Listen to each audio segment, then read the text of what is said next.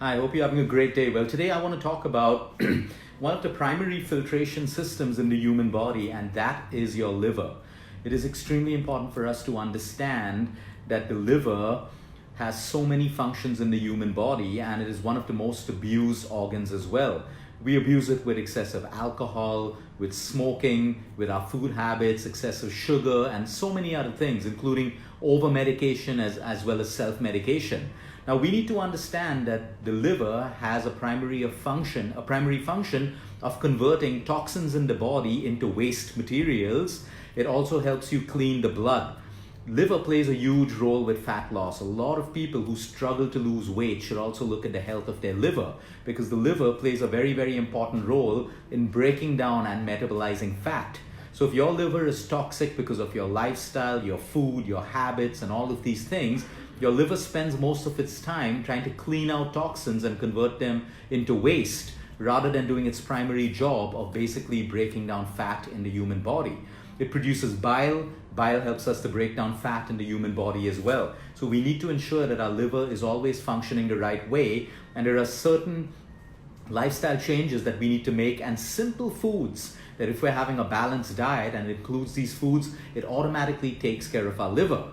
Now, there are a lot of these liver detoxes that exist. Yes, some of them are necessary, especially when you're going through heavy medication or you have really bad lifestyles. But other than that, the human body has its own mechanism to detoxify on its own. The liver, the kidney, the lungs, the colon. We have our own mechanism, our own intelligence to basically detox it naturally when we're not burdening it with poor lifestyle and food habits. The liver also has an important function of producing cholesterol. Now, when people hear the word cholesterol, they get all scared about it. And that's not your fault, because that's what the media has made us believe, that too much of cholesterol is bad for us. Anyway, there's good cholesterol and bad cholesterol. What we need to understand that every cell in the human body requires cholesterol. So people who get onto these medications that basically stop the liver from producing cholesterol have immense side effects that science is now proving. We need cholesterol for our brain function. We need cholesterol for our neurological activity, for our skin, our hair, for the production of vitamin D, and every other hormone in the human body requires cholesterol as a precursor. So when we look at after our liver automatically produces the right amount of cholesterol that is required for our functioning, brain as well as body.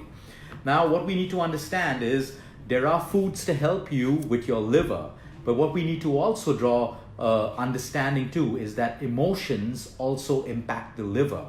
The liver, poor liver functioning, liver disease is also associated with emotions like anger, chronic anger, irritability, frustration, and constant anxiety. Every emotion in the human body impacts your cells and your organs in some way or the other. So for example, with the lungs and with the kidney, it's mainly grief and it's mainly depression. For different organs, there are different emotions. So since we're talking about the liver, we have to look at it holistically. Now, coming to the foods that can help you with your liver: beetroot. Beetroot in its raw form, beetroot in its cooked form, beetroot in the form of a juice is fantastic for keeping your liver and helping your liver flush out toxins. Tea, we're talking about black tea. Plain black tea without sugar, without milk, is also great for your liver. Extra virgin olive oil should always be used and added raw to your foods, and never ever used for heating. You should never cook food in extra virgin olive oil. Olive oil is great for cleaning your liver. Lemon juice. So a lot of people have a teaspoon of olive oil with a teaspoon of lemon juice in the morning.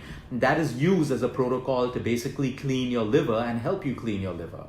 Garlic is a great liver detoxifier. Garlic has immense properties, immense health benefits in the human body, and one of them is cleaning your liver.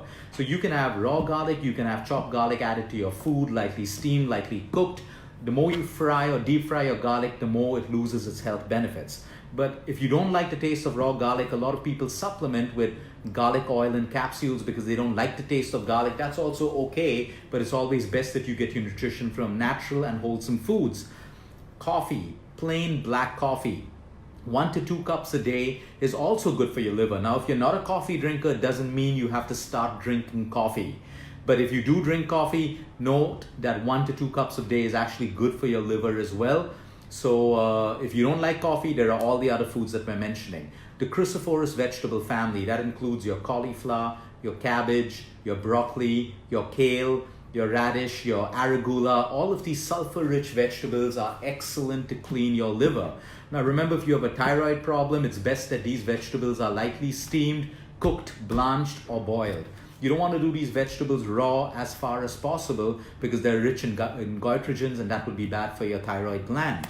Berries, any berries like strawberries, blackberries, blueberries, raspberries. Of course, try to eat local fruits according to the climate and geography of your country, but berries are excellent for your liver as well.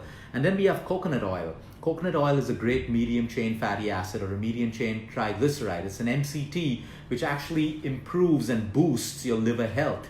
It is great for the conversion of T4 to T3 for your thyroid glands. It maintains your T3 and T4 levels in the liver as well as healthy liver enzymes in the human body. And then we have lemon, the power of lemon when it comes to cleaning your liver. These are the top foods that help you with your liver. Now what happens is, we can maintain healthy livers naturally, but when we burden it with excessive alcohol, binge drinking ruins the liver.